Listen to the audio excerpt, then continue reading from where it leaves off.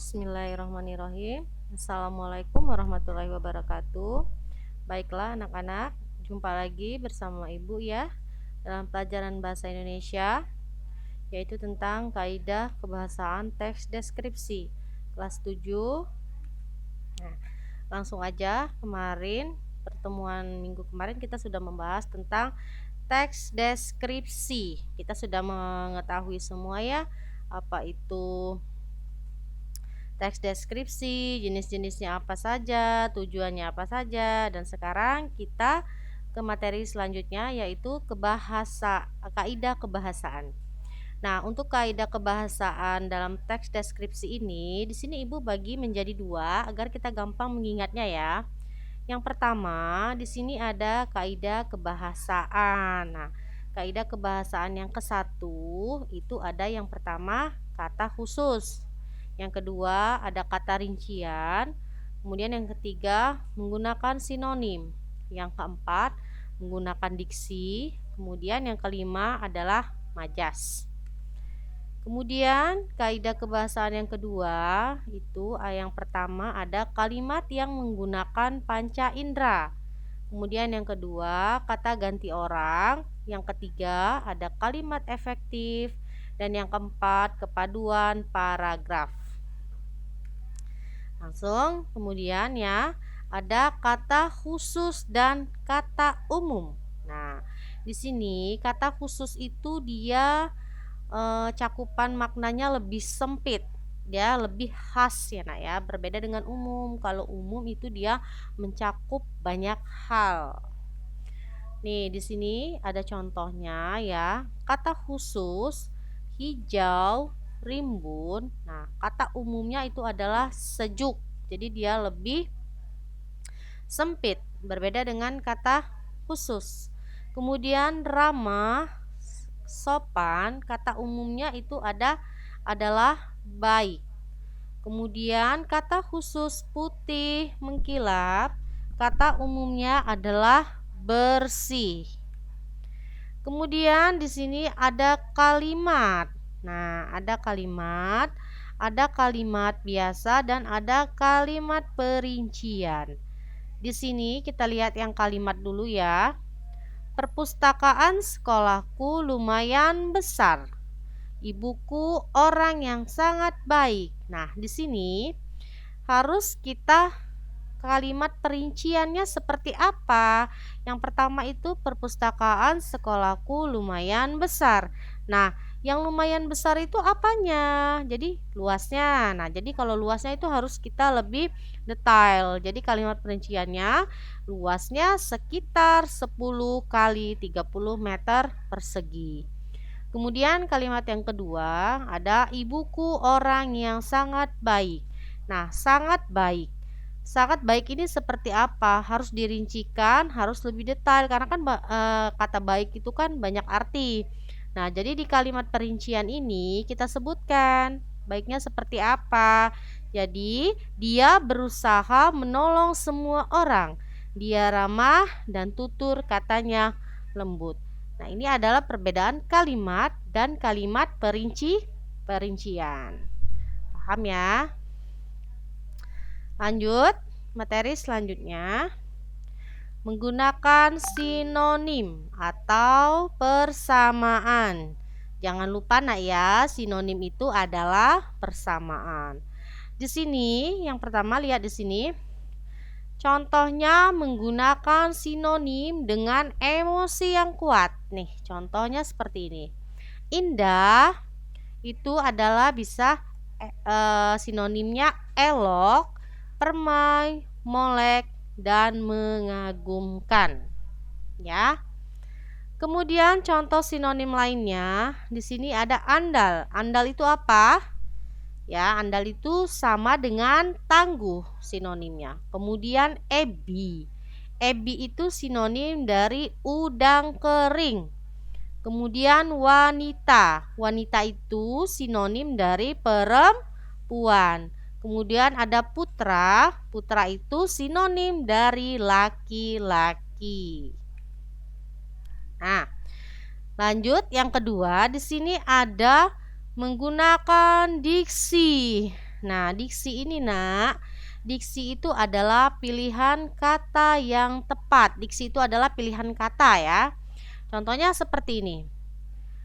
Ada mati, meninggal, wafat, gugur, dan sebagainya. Ya, coba lihat di sini. Contoh kalimat lainnya. Para siswa baru melihat pertandingan antar kelas dengan penuh semangat. Kemudian yang kedua, para siswa baru menyaksikan pertandingan antar kelas dengan penuh semangat. Nah, di sini ada kata atau yang disebut dengan diksi melihat, dan yang kedua ada diksi menyaksikan. Jadi di sini tinggal kalian pilih aja mana kira-kira yang lebih bagus digunakan ya. Para siswa baru melihat pertandingan antar kelas dengan penuh semangat, atau para siswa baru menyaksikan pertandingan antar kelas dengan penuh semangat. Itu adalah diksi, disesuaikan dengan kalimatnya. Lanjut nak ya. Nah, di sini ada menggunakan majas. Nah, di dalam personifikasi teks deskripsi ini kita menggunakan 3 majas. Yang pertama ada majas hiperbola, yang kedua ada majas personifikasi, yang ketiga ada majas asosiasi. Yang pertama kita lihat di sini majas hiperbola. Majas hiperbola ini ya nak ya adalah majas yang pengungkapannya itu melebih-lebihkan dari kenyataannya, sehingga kenyataan tersebut tidak masuk akal. Nah, contohnya seperti ini. Harga sembako sekarang sudah meroket ke langit angkasa. Nah, ini adalah majas hiperbola karena apa? Melebih-lebihkan dari kenyataan yang ada di sebenarnya. Jadi tidak masuk akal, tidak mungkin ya harga sembako itu bisa meroket ke langit angkasa. Kemudian ada majas personifikasi. Majas personifikasi ini adalah majas yang membandingkan benda-benda tak bernyawa seolah-olah mempunyai sifat seperti manusia. Jadi di sini dia seolah-olah personifikasi ini adalah benda mati seolah-olah dia bisa hidup ya. Jadi dia benda mati seolah-olah sifatnya seperti manusia. Contohnya nih, Padi pun menunduk sebagai tanda sambutan kepada sang mentari. Jadi di sini ada kata menunduk yang sudah Ibu tandain di situ. Jadi tidak mungkin setanaman padi itu dia menunduk kepada sang mentari. Tidak mungkin ya, karena itu adalah benda mati. Nah, jadi majas personifikasi ini adalah benda yang tidak bernyawa seolah-olah dia bisa seperti manusia. Jadi dia di sini adalah benda mati seolah-olah dia bisa seperti benda hidup. Kemudian di sini yang berikutnya ada majas asosiasi atau yang sering disebut dengan majas perumpamaan. Majas yang membuat perbandingan dua hal yang berbeda tetapi dianggap sama. Nah ya, jadi ciri khas penggunaan majas ini dalam kalimat adalah adanya kata seperti bagai, bagaikan, laksana, seperti, dan seumpama. Jadi di sini Ibu kasih contoh ya. Kecantikan dan kelembutannya laksana putri. Nah, kemudian apalagi ya?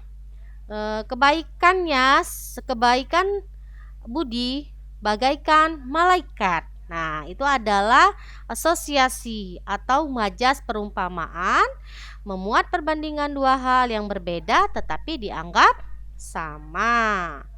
Paham ya nak ya? Selanjutnya menggunakan kalimat yang menggunakan panca indera. Panca indera itu ada berapa sih? Panca itu adalah 5 ya nak ya. Nah, yang pertama kita lihat nih. Menggunakan kalimat yang mengandung citraan atau panca indera. Yang pertama itu ada penglihatan, yang kedua ada pendengaran, yang ketiga ada penciuman, yang keempat ada pencecapan, yang berikutnya ada perabaan. Di sini Ibu kasih contoh seolah-olah melihat ya. Pantai panjang dengan pasir. Nah, di sini adalah panjang. Jadi seolah-olah dia melihat panjangnya pasir putih tersebut, melihat panjangnya pantai tersebut. Padahal kan kita tidak mungkin melihat panjangnya pantai ya, tidak mungkin sekali karena pantai itu sangat panjang. Kemudian yang kedua, seolah mendengar. Debur ombak pantai terdengar berirama. Nah, jadi di sini seolah-olah mendengar. Jadi debur ombak pantai terdengar berirama. Padahal tidak mungkin ombak itu mengeluarkan suara irama, ya nak ya. Nah, nanti di sini kalian bisa bikin sendiri ya, indera penciuman bisa bikin kalimat seperti apa, pencecapan seperti apa, perabaan juga seperti apa. Kemudian yang berikutnya menggunakan kata ganti orang. Nah, di sini pasti kalian sudah paham ya. Kata ganti pertama itu ada saya, aku. Kata ganti kedua ada kamu, Anda, dan kau. Kata ganti orang ketiga ada mereka. Contohnya nih yang memunculkan kata ganti orang, sekolahku dan kelasku. Kemudian yang berikutnya menggunakan kalimat efektif. Contoh kalimat tidak efektif nih ya. Ia tetap tak bergeming meskipun sudah ditegur berulang kali. Itu adalah contoh kalimat yang tidak efektif. Nah, di sini ada contoh kalimat efektifnya. Ia tetap bergeming meskipun sudah ditegur berulang-ulang. Jadi di sini taknya itu dihilangkan ya nak ya.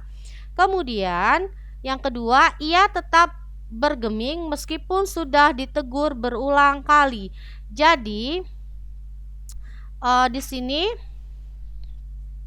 adalah contoh kalimat efektifnya. Jadi kalimat efektif ini lebih efisien daripada kalimat tidak efektif ya. Jelas. Kemudian yang berikutnya memerhatikan kepaduan paragraf. Nah, sebuah paragraf dianggap padu jika didukung oleh keterpaduan. Keterpaduan itu apa nak? Ada yang tahu? Keterpaduan itu bisa juga disebut dengan kesinambungan ya, melalui penggunaan kata-kata yang tepat. Kemudian paragraf yang padu juga ditandai kekompakan antar kalimat.